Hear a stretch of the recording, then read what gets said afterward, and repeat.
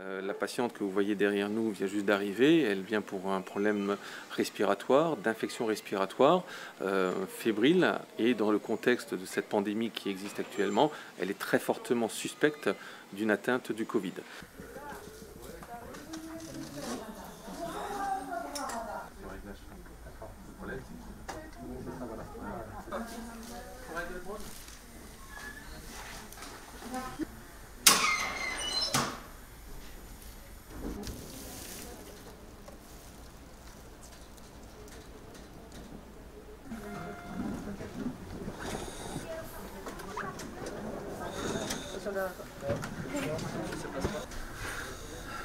Cette personne est en attente de lit en réanimation. 6 patients sont partis avec le TGV sanitaire. Les places sont déjà quasiment toutes pleines à nouveau. Et donc à ceci, on a rajouté encore 2 autres transferts vers l'Allemagne. Mais malgré cela, on a du mal à trouver de la place pour les patients en réanimation. Je ne dirais pas que les portes sont ouvertes, mais... D'accord.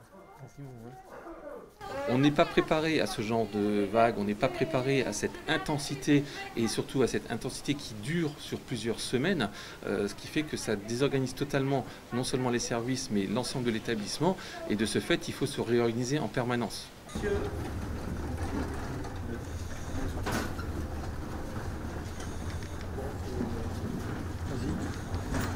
Donc je crois que...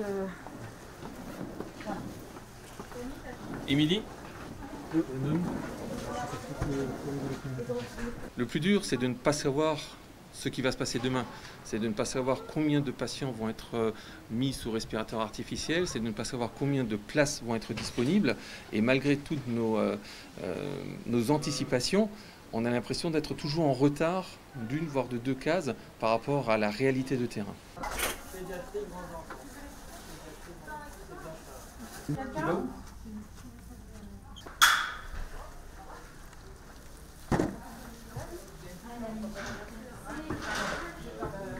Ça ne pourra plus être comme avant. Il y avait un avant-Covid, il y aura un après-Covid. J'espère simplement que les conclusions de l'après-Covid seront suffisamment fortes et courageuses pour nous permettre de repartir sur des bases saines pour un certain nombre de décennies.